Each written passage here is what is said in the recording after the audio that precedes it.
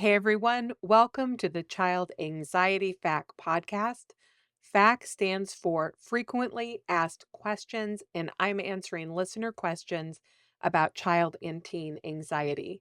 My name is Dawn Friedman, and I have been working with kids and families for more than 3 decades as a preschool teacher, parent educator, family case manager, clinical counselor, and now as the owner of Child Anxiety Support, where I help parents of anxious kids.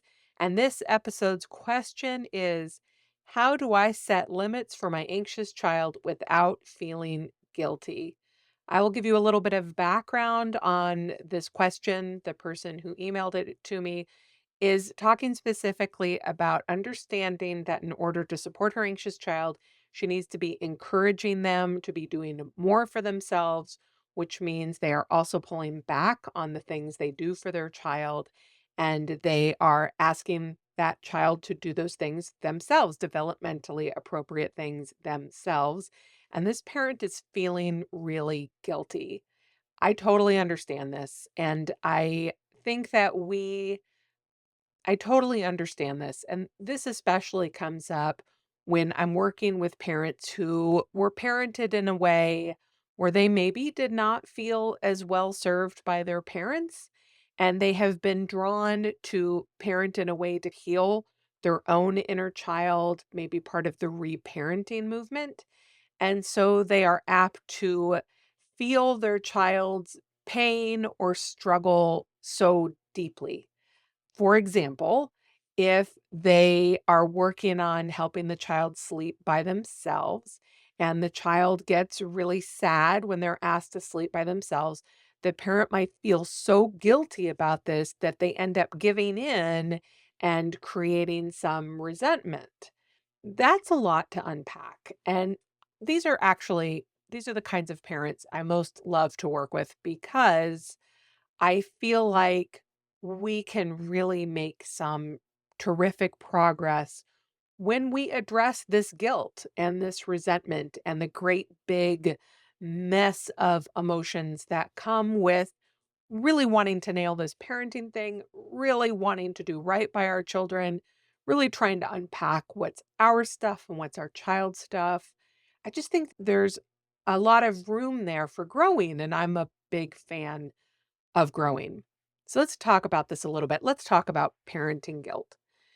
Parenting guilt, I feel like, is just part of parenting. I don't know anybody who can get through parenting their kid without sometimes feeling guilty, whether it's because you snapped at them, even though they didn't really do anything wrong because you're so tired, or you see some other kid getting opportunities that your child doesn't get because, I don't know, because you didn't have the finances to send them to Europe, or you forgot to plan out the Halloween costume and they had to wear whatever like an outfit they didn't like as much.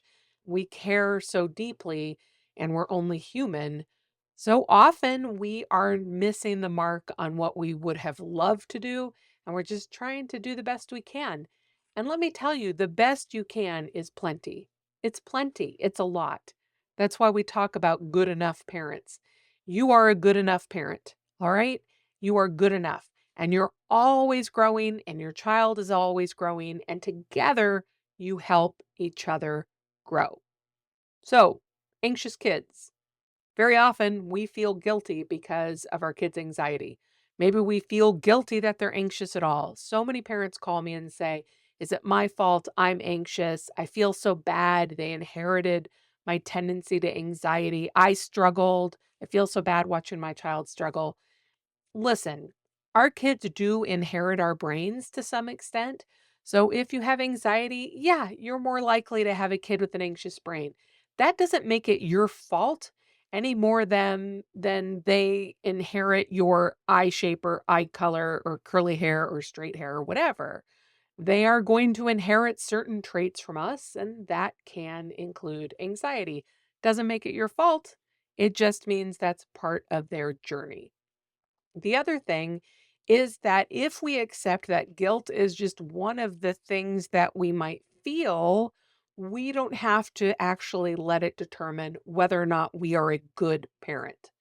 If we know that guilt is just part of it, I personally still feel guilty because there was this catalog that came out when my son was born. He was born in 1997.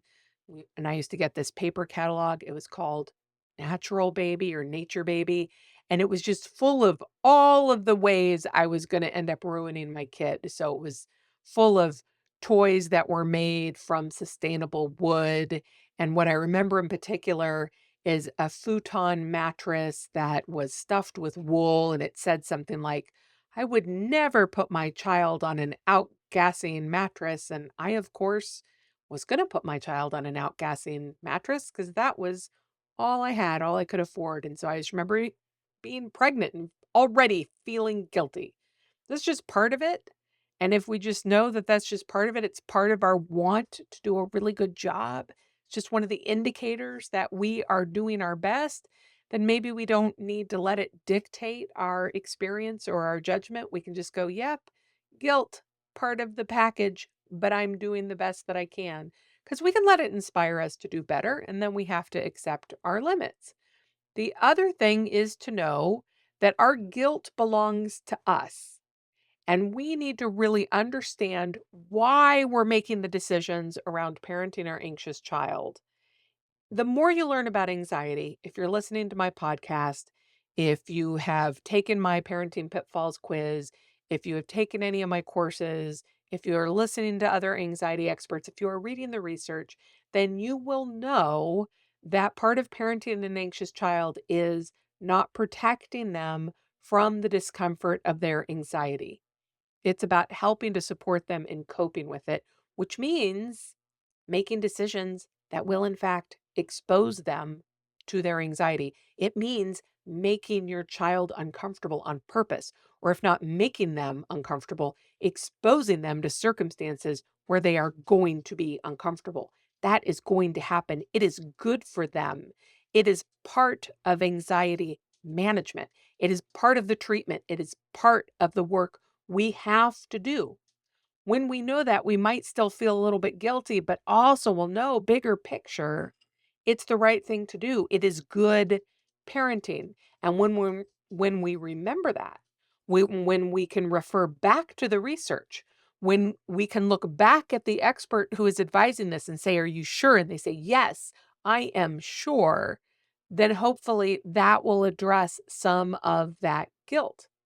Now, if it's really triggery for us, if we really feel unmoored or dysregulated by it, then it's important that we find our own supports. And that might be getting our own clinical therapy. It may be going and working through our own childhood wounds in therapy so that we allow our child to have their own experience of growing up. They're not here to heal us. That is not their job to heal us. Parenting as an act can heal us, but only if we really recognize what is ours and what is theirs. More specifically, what is ours and what is not theirs. We might remember there was a time where I feel let down by my parent, where I feel left alone with my anxiety. I will argue that it can be very healing to understand how to come alongside our child, how to support them and not rescue them. That can be really healing. It can help us understand what needed to happen for us, and then we can offer it to our child, which is not protecting them, not shielding them from anxiety, but supporting them in growing in strength and coping and ability. It won't be easy. Won't be easy for them. It might not be easy for us, but again, the more we learn about anxiety, the more we learn about the family patterns that perpetuate it, the more we learn about the research informed strategies to deal with it, the better we can feel even when it's hard on our kid.